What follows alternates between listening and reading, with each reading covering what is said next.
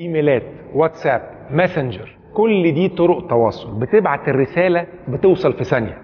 طب زمان كنا بنتصرف ازاي؟ البريد. اول ناس استخدموا البريد هم القدماء المصريين، وبعديهم جه الرومان والفرس والعرب لحد لما وصلنا للخديوي اسماعيل.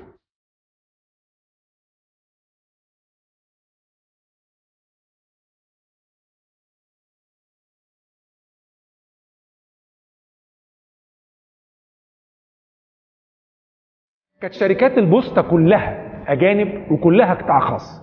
أما الخديوي إسماعيل فطن قد إيه الخدمة دي مهمة وخطيرة، فقرر إنه يخليها تتبع الحكومة المصرية. إزاي؟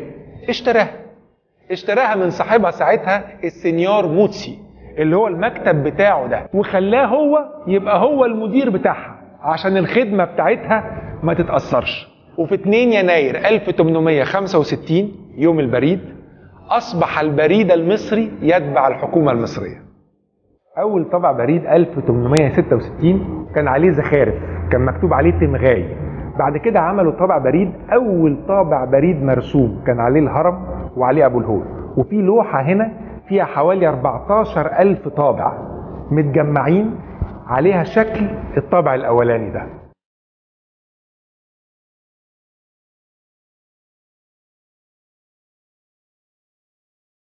وبصوا، عايز بس هواة جمع الطوابع عايز اوريكم حاجه عشان انتوا هتقدروا الكلام ده قوي.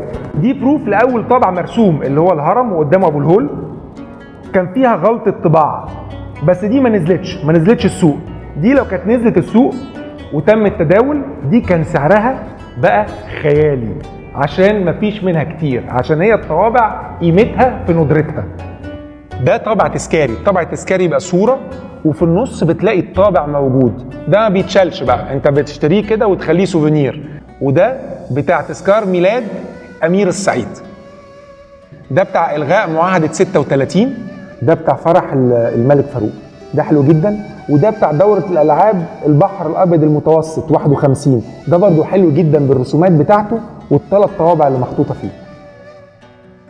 طوابع بريد المستعجل، طوابع بريد الحربي، قناة السويس. ده طابع مهم جدا، بصوا الأربع ألوان بتاعته وعليه مركب شراع ومكتوب كانال ماريتيم دو سويس. قبل اختراع الطوابع كان المستلم هو اللي بيدفع ثمن الخدمة. سنة 32 في انجلترا بنت بتستلم جواب من بوسطجي قالت له معيش فلوس، بعد لما بصت في الظرف. سير رولاند هيل راح دافع للبوسطجي ومديها الظرف. قالت له أنا متفقة مع أخويا إن احنا نعمل علامات على الظرف عشان ما ندفعش ثمن الخدمة دي. ومن هنا جت فكرة أول طابع في العالم، الباني بلاك، طابع من غير شرشرة وعليه صورة الملكة فيكتوريا على باك جراوند أسود، وكانوا بيختموه بختم أحمر. والناس اللي زي البنت اللي عايزين يهربوا من دفع الخدمة ابتدوا يفكوا الطابع ده ويمسحوا الختم الأحمر ويعيدوا استخدامه تاني، فراحوا اخترعوا لهم طابع جديد سموه الباني ريد، برضه صورة الملكة فيكتوريا على خلفية حمراء وبيختموه بختم اسود. ومن هنا ابتدت الطوابع في العالم. في 20 سنة 90 دولة ابتدوا يستخدموا الطوابع. متحف البريد أنشئ 1934 بناء على طلب من الملك فؤاد. كان المتحف بس الأوضة دي، ما كانش كل الأوض اللي احنا شفناها، وكان معمول عشان المؤتمر الدولي العاشر للبريد. وكان مفروض يفتحه الملك فؤاد بس للأسف تعب، ففي دفتر التشريفات موجود هناك كان مفروض يمضي عليه، ما مضاش عليه.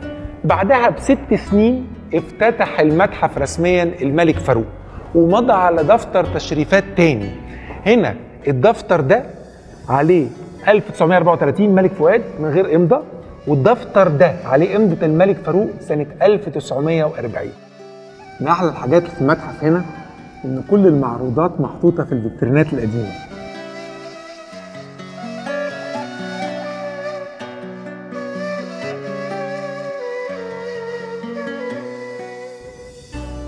ما كنتش اعرف انه هيئة البريد تتبع وزارة الاتصالات. هتلاقوا QR كود زي دي على كل المعروضات، هتوديكوا على فيديوهات وعلى معلومات.